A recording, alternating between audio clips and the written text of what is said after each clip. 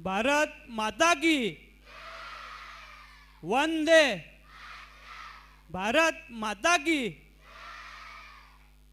खरं तर आज आमदार साहेब बोलले, मयूर तुझा संकल्प काय आहे?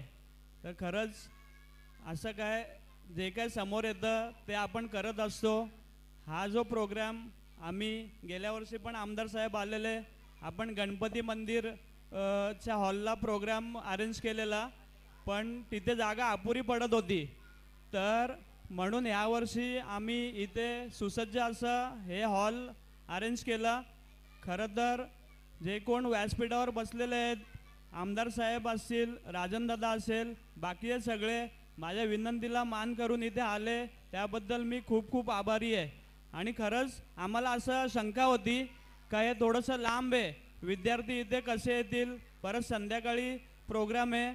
पण खरंच सगळ्या विद्यार्थ्यांचं मी आभार मानतो, कारण तुम्ही इथे आले म्हणून या प्रोग्रामला शोभा आहे। आणि राजनदादा जसं बोलला, मी कुठेही वाढदिवसाला खर्च करत नाही। माझा कोण चांगला मित्र उद्या, खरं तर माझा उद्या वाढदिवस आहे, त्याच्या पूर्वसंध्येलाच आपण हा कार्यक्रम घेतोय। उद्या कुठल्या चांगल्या मित्रांनी जर मला फोन केला तर मी त्याला प्रेमाने सांगतो का बाबा मी कार्यक्रमासाठी पूर्ण पैसे खर्च केले, तर माझ्या इथे पार्टीला पैसे नाही। तर खरं तर हा एक सामाजिक संदेश देण्याचा माझा प्रयत्न आहे।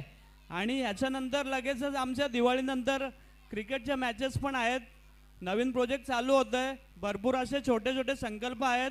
आमदार साहेबांचा फक्त आशीर्वाद असू दे, राजनदादा आहेच एवढीच इच्छा बोलतो आणि थांबतो। आणि सगळे ह्या कार्यक्रमाला आले, परत एकदा खूप खूप आभार मानतो आणि थांबतो। जय हिंद, जय महाराष्ट्र।